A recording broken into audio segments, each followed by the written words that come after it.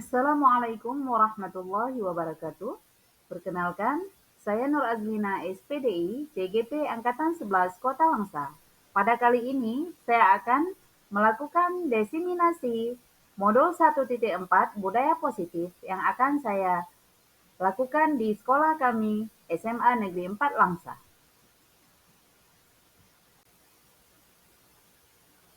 Aksi nyata diseminasi modul 1.4 budaya positif. Selamat menyaksikan. Bismillahirrahmanirrahim. Assalamualaikum warahmatullahi wabarakatuh. Yang saya hormati Bapak Kepala Sekolah Bangsa, Bapak Samanudin SPDI BPDI, yang saya hormati Bapak Dewan Guru, sekaligus juga Allah atas kehadirannya kepada kita semua, sehingga pada pagi hari ini kita dapat berubah untuk mengikuti diseminasi yang akan disampaikan oleh Bu Azlina SPDI. Itu juga salawat dan salam kita hadirkan kepada junjungan kita Nabi Muhammad SAW. Pada siang hari ini kita akan mendengarkan diseminasi yang akan disampaikan oleh Bu Azlina tentang budaya positif. Ini merupakan hal sesuatu yang mungkin sangat penting bagi kita, apalagi kita sekarang memasuki pada kurikulum merdeka, di mana pendidikan karakter sangat dikedepankan.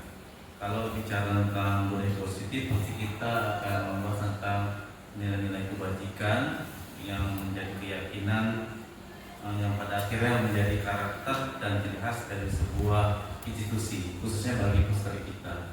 Karena kalau bicara budaya positif juga bagaimana siswa kita, pribadi siswa kita itu mampu menjadi manusia yang kritis, penuh hormat dan bertanggung jawab. Nanti pastinya ada gambaran yang cukup baik bagi kita, mungkin pemahaman dalam kita bagaimana budaya positif ini dan bagaimana budaya positif dapat kita aplikasikan terhadap segala program atau kegiatan yang ada di lingkungan SMA Bangsa. Mungkin itu ya pengarahan pembukaan saya. Langsung saja kegiatannya akan disampaikan oleh Bu Azlina SPDI BPDI sebagai calon guru pemuda angkatan 11. Demikian. Assalamualaikum warahmatullahi wabarakatuh.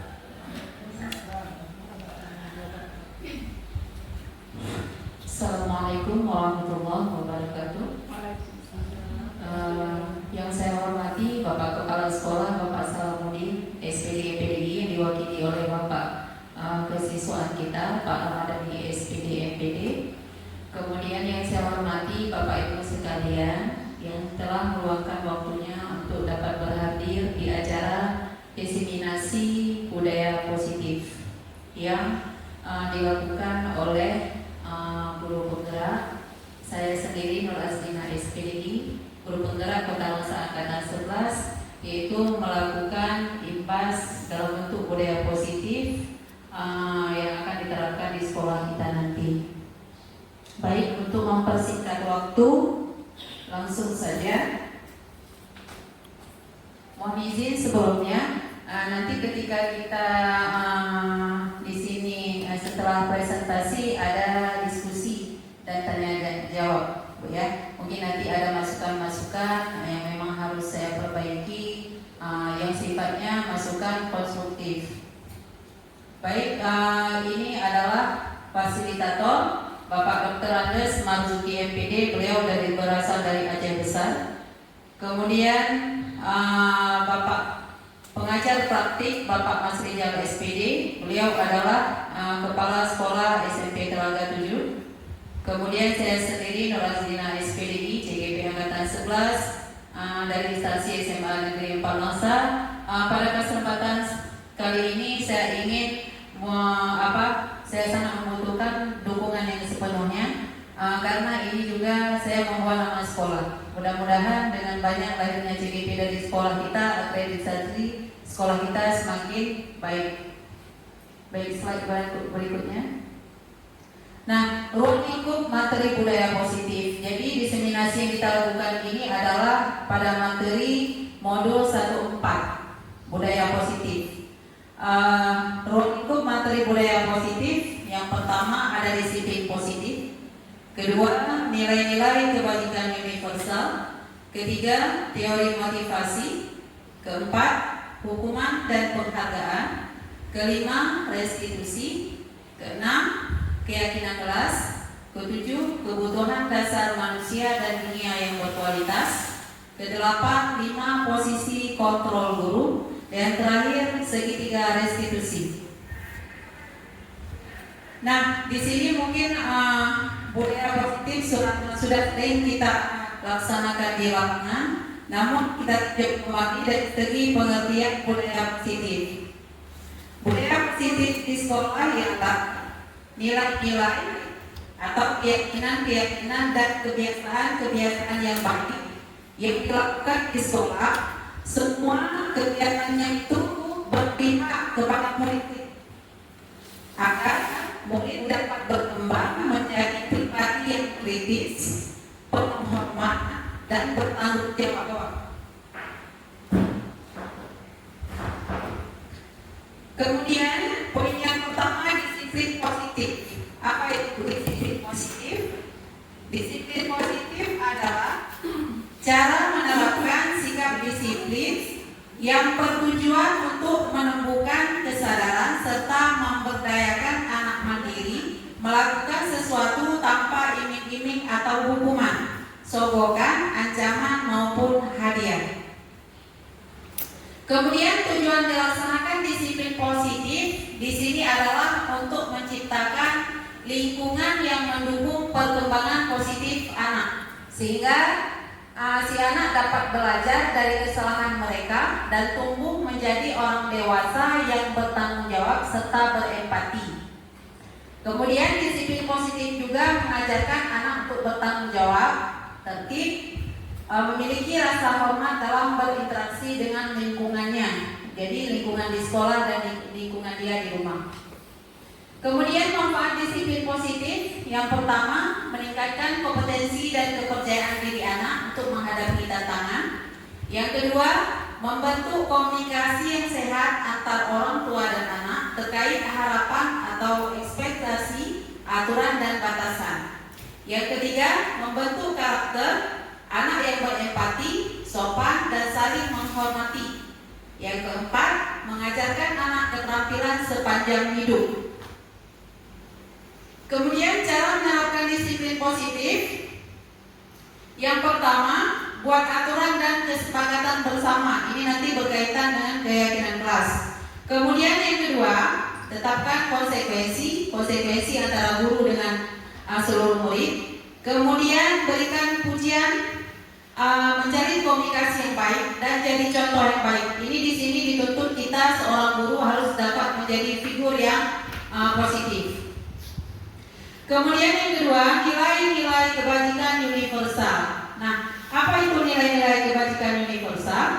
Adalah nilai-nilai yang disepakati bersama, terlepas daripada suku bangsa, agama, bahasa, maupun latar belakang. Nilai-nilai kebajikan pada institusi atau organisasi dapat berbeda-beda, tapi semua itu memiliki makna yang segi positif atau mulia.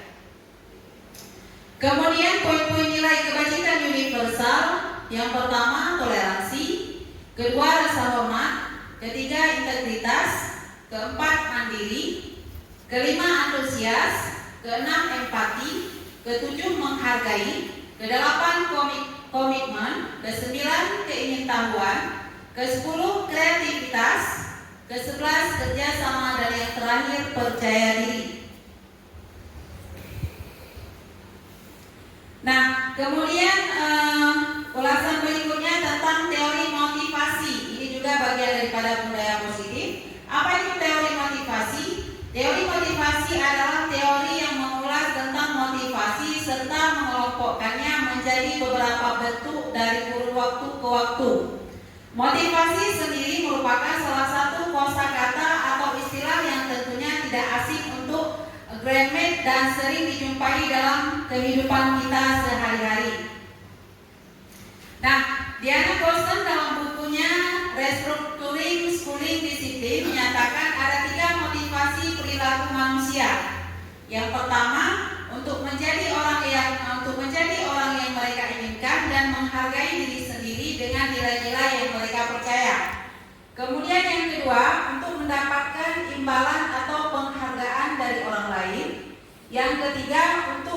menghindari ketidaknyamanan atau hukuman.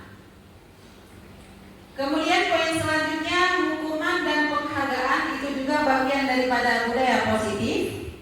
Hukuman di sini lebih kepada punishment. Pengertiannya adalah suatu bentuk prosedur atau tindakan yang diberikan kepada individu atau kelompok atas kesalahan, pelanggaran atau kejahatan yang telah dilakukan dalam bentuk reinforcement negatif atau penderitaan dalam rangka pembinaan dan perbaikan tingkah laku sehingga tidak terulang kembali. Kemudian penghargaan adalah pengakuan atas prestasi atau masa kerja karyawan berupa promosi jabatan, kesempatan mengembangkan diri, tanda komitmen dan kesetiaan, serta penghargaan dalam bentuk lainnya. Nah, kemudian restitusi. Restitusi adalah proses menciptakan kondisi bagi murid untuk memperbaiki kesalahan mereka, sehingga mereka bisa kembali pada kelompok mereka dengan karakter yang lebih kuat. Itu menurut Diana Gosen tahun 2004. Kemudian restitusi juga merupakan proses kolaboratif yang mengajarkan murid untuk mencari solusi untuk masalah mereka dan membantu murid berpikir tentang orang seperti apa yang mereka inginkan dan bagaimana mereka harus memperlakukan orang lain. Nah, di sini dalam melakukan restitusi sangat erat kaitannya dengan keyakinan kelas. Nah, apa itu keyakinan kelas? Keyakinan kelas adalah bentuk disiplin positif yang bisa diterapkan dalam membangun budaya positif di sekolah. Dalam bentuk misalnya tanggung jawab si anak dalam mengerjakan tugas, disiplin masuk kelas, membersihkan kelas, atau meminta izin keluar kelas. Jadi di sebelah kanan ini ada bentuk gambar keyakinan kelas. Jadi kita boleh pilih sesuai dengan keinginan si anak.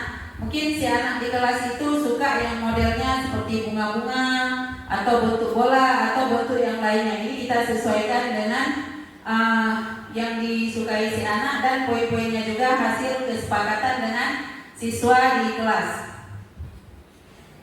Kemudian kebutuhan dasar manusia dan dunia yang berkualitas. Di sini ada 5 kebutuhan dasar manusia, kebutuhan untuk bertahan hidup. Kemudian yang kedua, kasih sayang dan rasa diterima, kebutuhan untuk diterima. Ketiga, penguasaan, kebutuhan pengakuan atas kemampuan yang dimiliki. Kemudian yang keempat, kebebasan, kebutuhan akan pilihan. Yang terakhir, kesenangan, kebutuhan untuk merasa senang dan dicintai. Ini poin yang kelima. Kemudian ada 5 posisi kontrol guru dalam restitusi. Yang pertama itu penghukum, kedua pembuat rasa bersalah, ketiga teman, keempat pemantau, dan yang kelima manajer. Nah, di sini ada penjelasan per poin, cuman tidak saya baca, saya jelaskan aja sedikit. Penghukum di sini ini cenderung dilakukan biasa oleh seorang pendidik atas kemauan dia sendiri. Misalnya contohnya begini, ini kamu udah keluar dari kelas, jangan suka-suka hati, sini push up 20 kali. Jadi penghukum ini dia lebih cenderung mengambil tindakan sendiri apa yang dia suka, pendidiknya. Jadi anak-anak tidak ada pilihan lain. Kemudian selanjutnya pembuat rasa bersalah. Di poin ini biasanya gurunya lebih kepada melakukan nasihat terhadap kesalahan anak, di mana si guru tidak seperti poin pertama. Poin pertama mungkin agak sedikit keras, kasar. Di poin kedua ini gurunya lebih lembut, lebih mengayomi anak. Ketika menanyakan akan kesalahan dia, ketika menstabilkan identitas, dia mungkin lebih ramah dan lebih dekat dengan anak. Kemudian yang ketiga teman. Nah, pada posisi ini guru tidak akan menyakiti murid, namun akan tetap berupaya mengontrol diri murid melalui persuasi. Posisi teman pada guru bisa negatif maupun positif. Positif di sini berupa hubungan baik yang terjalin antara guru dan murid. Ini terbiasa dilakukan kalau di sekolah mungkin guru BK, ya. Karena guru BK di sini kalau dari memecahkan masalah dia memang harus jadi teman dulu. Jadi teman. Kalau jadi penghukum anak merasa takut, pembuat rasa bersalah mungkin tidak dekat dengan kita, tapi lebih kepada posisi teman. Jadi dengan kita tanya baik-baik, lembut-lembut, mungkin lebih terbuka anaknya, ya. Kemudian pemantau. Di sini posisi guru sebagai pemantau berarti mengawasi. Dia ini tugasnya mengawasi kesalahan anak.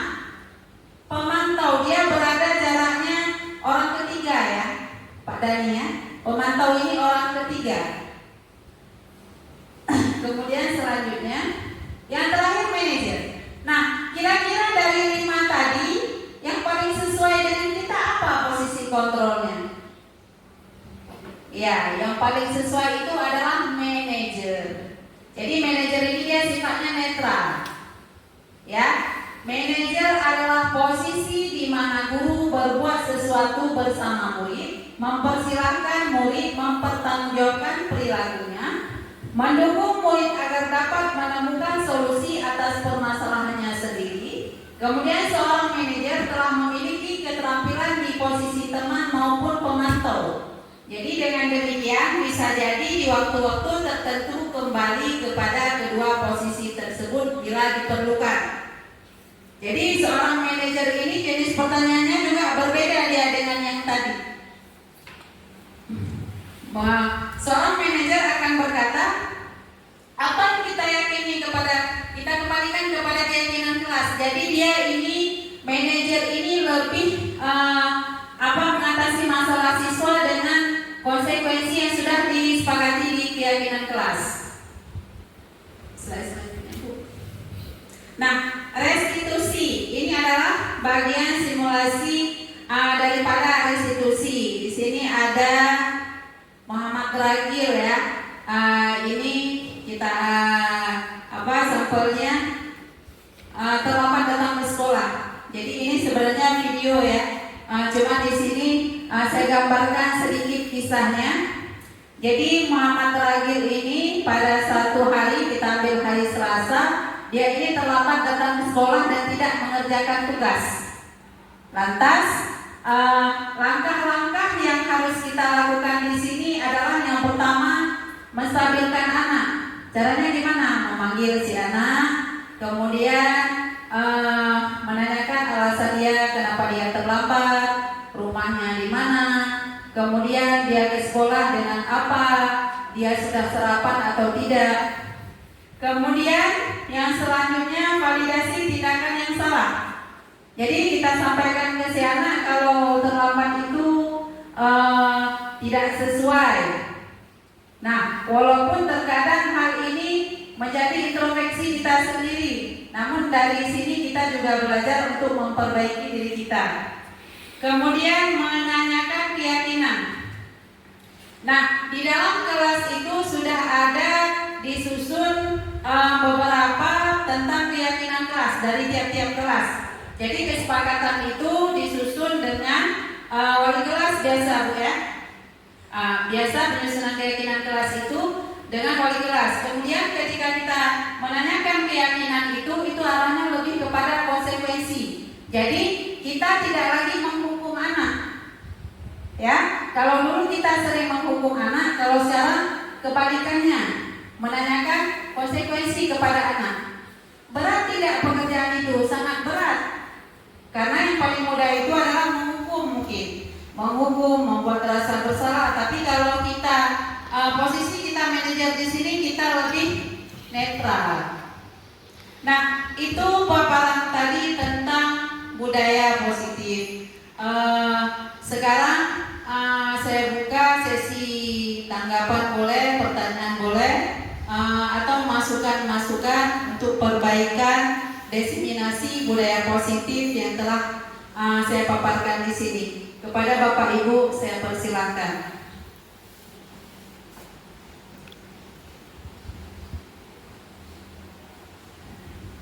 Terima kasih Bu Ina atas kesempatannya. Saya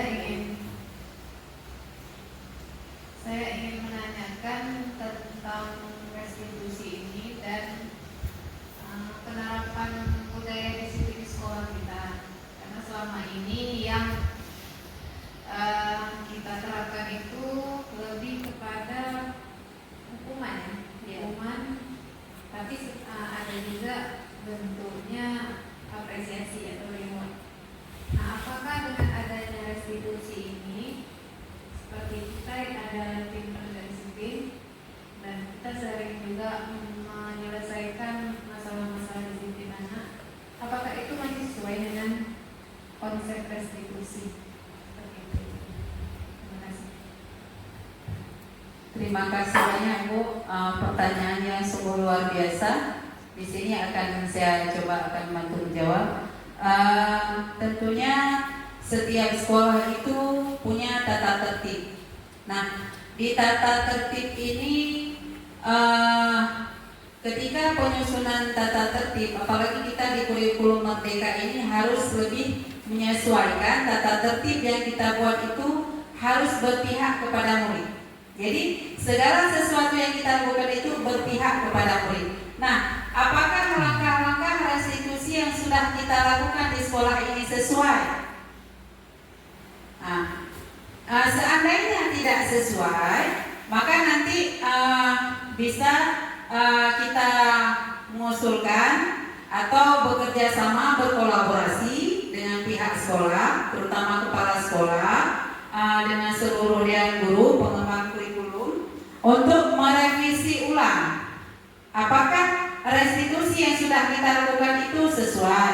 Misal kita di sini seperti kejadian yang kemarin, kasus merokok, anak disuruh merokok kembali. Kalau dari segi bagian 5 posisi kontrol itu masuk kepada penghukum, kurang cocok. Kenapa kita lakukan? Nah, ini berat bagi kita. Ini sebenarnya langkah-langkah awal kita harus merubah diri. Susah Bu, sangat susah. Saya susah, kita semua susah. Karena ini dilema yang kita hadapi di lapangan. Anak-anak ini kan pikirannya tidak sama. Sementara tuntutan yang dituntut untuk kita ini harus segala sesuatu yang kita kerjakan itu tidak menyakiti murid, berpihak kepada murid. Jadi apakah itu cocok kita lakukan mengisap rokok kembali? Tidak sesuai, itu salah besar. Cuman karena anak tidak berpikirnya luas, dia oh ya sudahlah disuruh merokok. Sebenarnya itu tidak sesuai Bu. Jadi ada konsekuensi. Ketika ada mungkin orang tua yang lebih bijak dan lebih cerdik, dia akan menanyakan, apakah ini sesuai dengan tata tertib? Sesudah disuruh isap rokok, ketahuan merokok, disuruh isap balik. Apakah sesuai dengan tata tertib? Nah, makanya di sini kita perlu belajar dan pelan-pelan merubah restitusi ini. Makanya saya sangat mengharapkan kepada seluruh dewan guru di sini untuk ikut CGP. CGP itu wadah untuk kita lebih berpikir positif pada niat. Ketika kita mengambil keputusan itu kita tidak tergesa-gesa, tidak emosi. Nah, seperti kata PP minggu yang lalu, tidak semua anak pesisir itu bandel. Memang susah Bu, saya sendiri susah. Tapi harus pelan-pelan kita lakukan karena memang itu tuntutannya. Di poin di situ kita di poin restitusi, tidak boleh menghukum siswa. Konsekuensi. Seandainya siswa melanggar juga. Nah, langkah yang kita lakukan tadi bisa ke langkah selanjutnya, undang orang tua. Ketika orang tua sudah nggak sanggup lagi, di sini kita ada teman yang paling berperan aktif di sini, BK. Jadi BK di situ lebih kepada teman dia, mengajak siswa berbicara dari hati ke hati. Bagaimana caranya? Seperti contoh di sini mungkin Alta, anaknya keras. Jadi bagaimana cara kita merubah perilaku dia? Semampu kita. Ya, karena kita juga manusia, berarti semampu kita, tidak harus begini. Oh, ini harus berubah drastis, tidak, tapi pelan-pelan. Pokoknya arah daripada keyakinan kelas dan tata tertib sekolah itu harus berpihak kepada murid, tidak menyakiti murid. Mungkin itu saja, Bu. Bapak ada pertanyaan atau masukan? Bu Beka, saya persilahkan.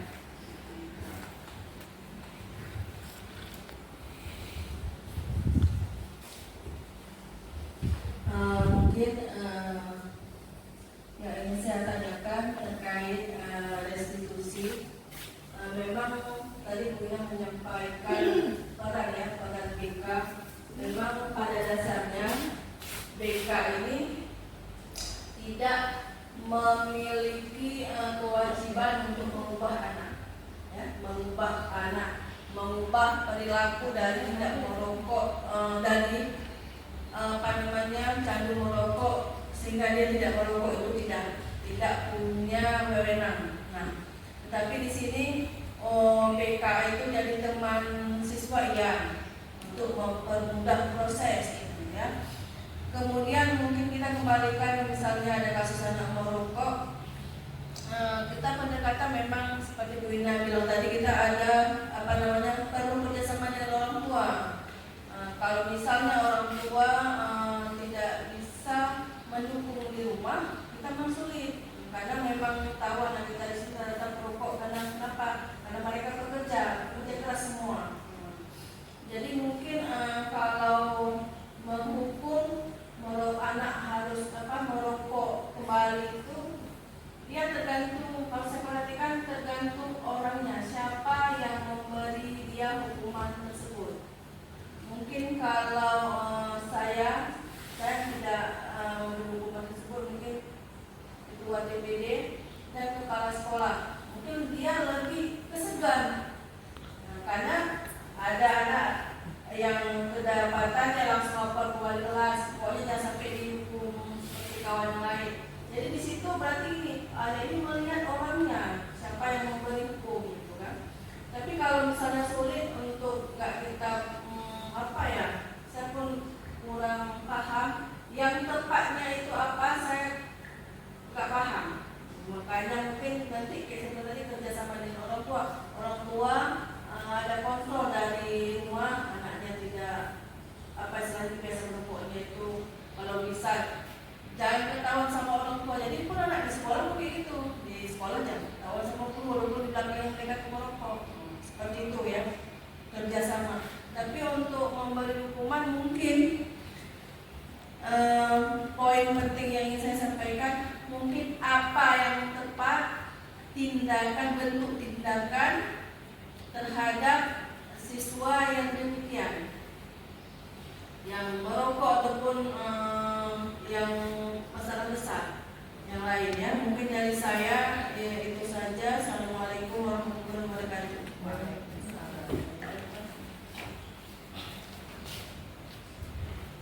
Baik, terima kasih Ibu Beka, Bu Moli Izati, sangat luar biasa tanggapannya. Nah, di sini juga jadi tugas berat dan tugas besar kita seorang guru. Mungkin yang dilakukan jauh hari itu adalah bentuk hukuman yang memang tidak sanggup lagi diatasi dengan konsekuensi, karena mungkin anaknya itu saja. Nah, bagaimana langkah selanjutnya yang kita lakukan seandainya anaknya juga seperti itu? Tugas kita seorang pendidik, Bu, Bapak, sangat berat. Kemudian di dalam melaksanakan pembelajaran juga tidak boleh terlepas dari yang namanya profil pelajar Pancasila. Di situ ada poin yang pertama, beriman, bertakwa kepada Tuhan Yang Maha Esa, serta berakhlak mulia. Mungkin ini kita harus lebih, kalau menurut saya ya, ketika kita sudah merubah karakter anak juga tidak berubah, maka harus lebih kepada pendekatan religius. Di situ poin pertama, profil pelajar Pancasila harus religius. Mungkin si anak akan terketuk hatinya dengan kita beri siraman rohani. Ini menurut saya ya Bu, nanti kalau memang tidak sesuai boleh dikasih masukan. Siraman rohani kita ambil contoh, misalnya contohnya si Ahmad. Ini anaknya memang keras, tidak mengaji. Kemudian di rumah pun mungkin anak yang broken home, susah diatur dan sangat keras kepala. Mungkin ini pendekatan dari kita harus lebih kepada religinya Bu. Kita lakukan pendekatan secara intern dengan siswa. Kita bina dia betul-betul. Sesanggup kita, tidak melampaui batas kita seorang manusia. Sesanggup kita. Mungkin ada masukan dari Bapak Ramadhani. Beliau sudah selesai daripada pendidikan guru penggerak di Angkatan 9. Mungkin ada ilmu-ilmu beliau yang sangat luar biasa. Mungkin kita minta solusinya Pak. Baik Bu Ina, terima kasih atas waktunya. Jadi sebenarnya ini mungkin terjadi di beberapa sekolah. Kita menghargai dan sangat setuju terhadap beberapa teori yang disampaikan di program guru penggerak. Dimana kalau kita perhatikan konsep dari guru penggerak ini, diibaratkan guru itu sebagai manusia setengah dewa. Jadi manusia itu harus bagaimana memunculkan sikap ya sangat memanusiakan manusia, khususnya bagi murid kita. Jadi pendekatan restitusi didahulukan. Tapi terjadi polemik ketika berada di sekolah.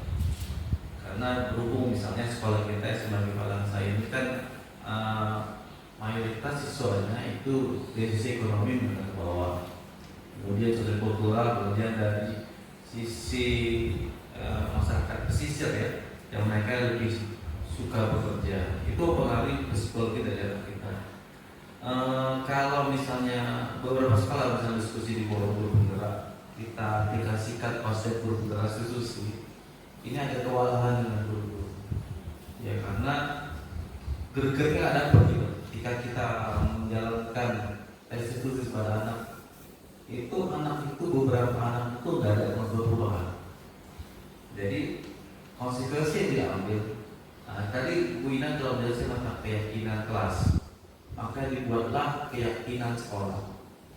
Kita jalan dulu merembuk dengan poin pertama, kita tetap menitik beratkan pada peran restitusi itu awal. Kalau restitusi tidak dilakukan, proyek kedua ya ini berseberangan dengan konsep di guru penggerak, ada hukuman seperti itu.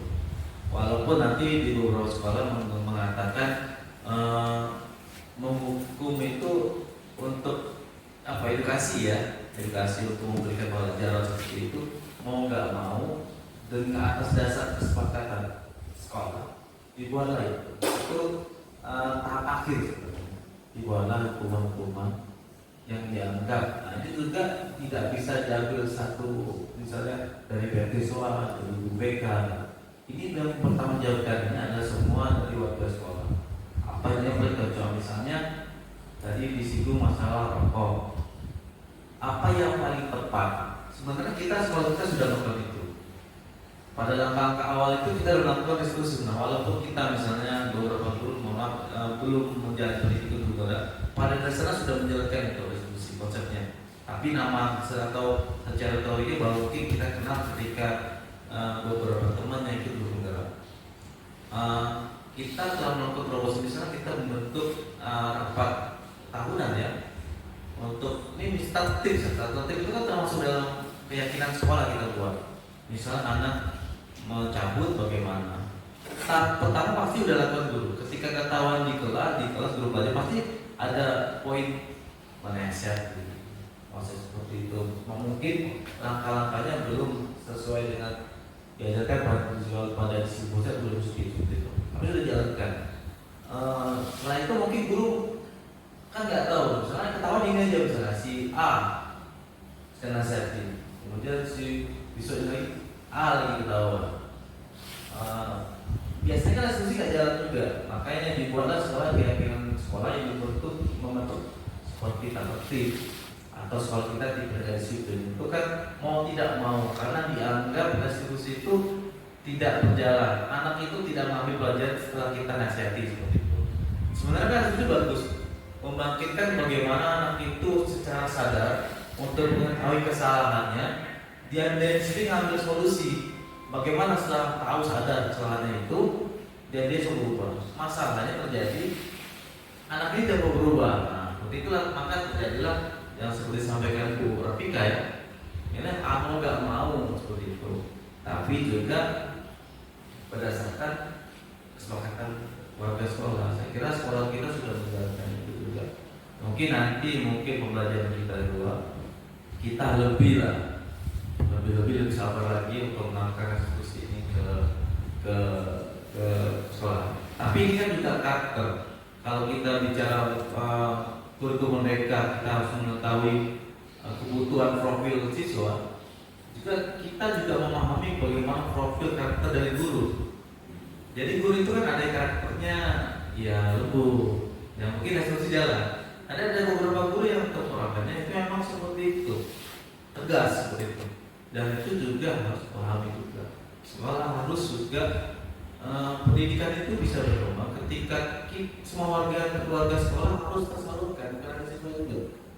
Jadi siswa juga kita, yang karena siswa yang objek utama, tapi guru juga kita harus hargai. Misalnya ada keluarga kan lebih tegas ya, apa seperti itu. Tapi ada koridornya, koridor itulah yang dibuat dalam keyakinan sekolah. Seperti itu kita bahas. Ini memang perlu duduk bareng lagi terus menerus dan perlu pengingat terus menerus setiap semester, setiap pelajaran untuk seperti itu. Seperti kemarin Bu Nurul ya ada masukan, ada murid seperti ini gitu kan. Ya itu kita kan belum bareng. Misalnya anak ini capek cocok bisa ngatasi anak ini kalau lembut aja nggak bisa nih. Yang lembut misalnya disampaikan Ibu PK misalnya. Ini yang agak keras, ini kayaknya yang ngomong bisa paham dengan Pak Paris. Nah itu kan juga mensiasati permasalahan di sekolah seperti itu sudah juga. Seperti itu kita tambahan dari sekolah seperti itu. Terima kasih. Terima kasih banyak Bapak sudah memberikan masukan, saran, kemudian penjelasan tentang tata tertib yang sudah kita laksanakan di sini. Kalau menurut saya juga sudah sangat sempurna. Mungkin di sini butuh kerja keras kita dan kolaborasi kita dari semua pihak sekolah untuk menjalankan ini. Jadi tidak satu orang, saling bergantung satu sama lain. Kolaborasi yang utuh, betul-betul menerapkan dan menjalankan budaya positif itu sendiri. Insya Allah dengan kerjasama yang baik, segala sesuatunya akan tercapai dengan maksimal.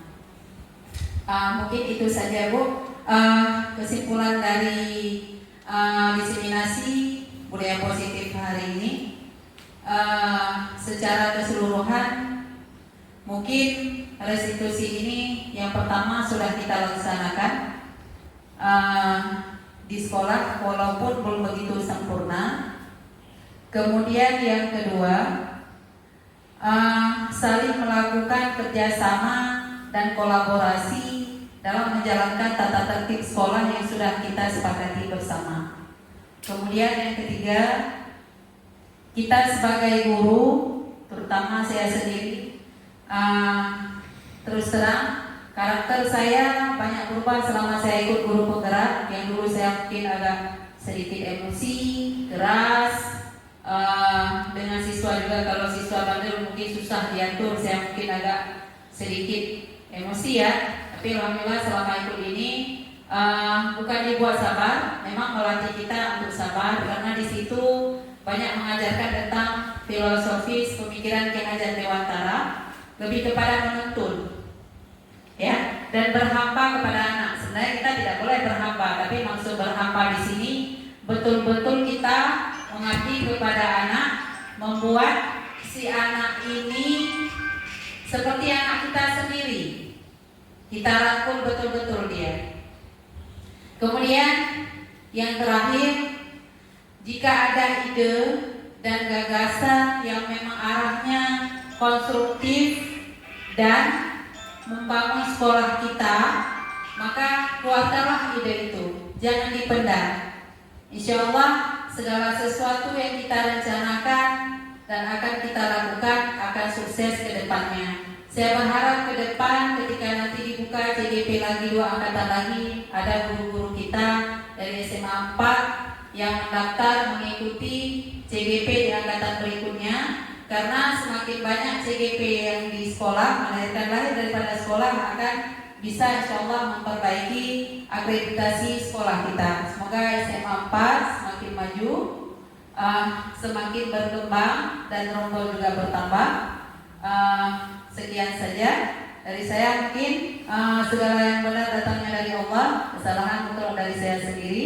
Wa akhiran aku lakum. Assalamualaikum warahmatullahi wabarakatuh.